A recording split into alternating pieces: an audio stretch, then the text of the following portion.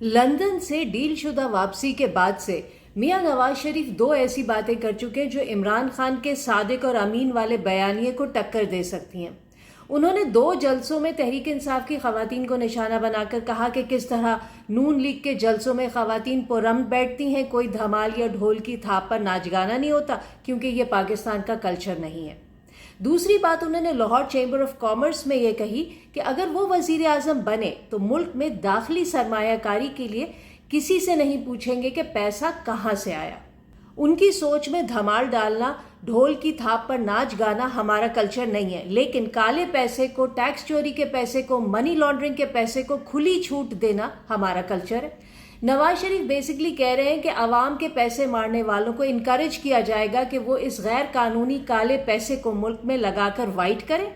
कल को जिसका बस चलेगा वो हराम कमाएगा, लोगों का हक मारेगा और फिर इसे सनतों में लगाकर पाक दामन बन जाएगा।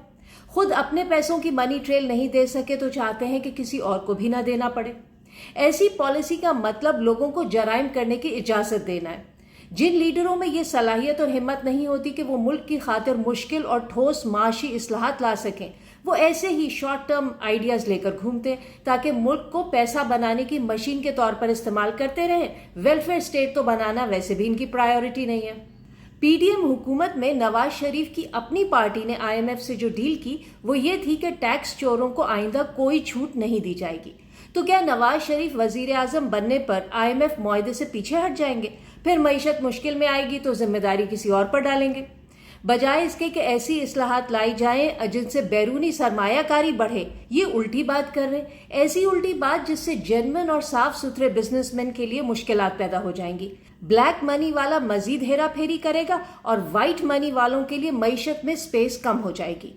किसी टैक्स चोर, स्मगलर और ब्लैक मार्केट वाले से ये तवक्को कैसे लगाई जा सकती है कि वो ईमानदारी से कारोबार करेगा? अगर चोरों को कारोबार में खुला पैसा लगाने की इजाजत मिल गई तो कोई भी गैर मुल्की सरमायाकार पाकिस्तान क्यों आएगा? अपनी इस सोच की सपोर्ट में मुस्लिम लीग नून ने कहा कि लोगों पर टैक्स लगाने से पहले उन्हें कमाने के काबिल बनाना होगा। मुल्क में जो शोबे टैक्स देने के काबिल हैं उनसे तो टैक्स लिया नहीं जा रहा, जैसे रियल एस्टेट, ज़राअत और रिटेल। ब्लैक मनी के कारोबार के जरिए गरीबों को ही थोड़े से पैसे और देकर उन्हीं से टैक्स निकलवाने की बात करते हैं। नवाज शरीफ इतनी फजूल बात इसलिए इतना खुल के कह रहे हैं कि उन्हें पता है कि उन्होंने अवाम के वोटों से तो पावर में नहीं आना।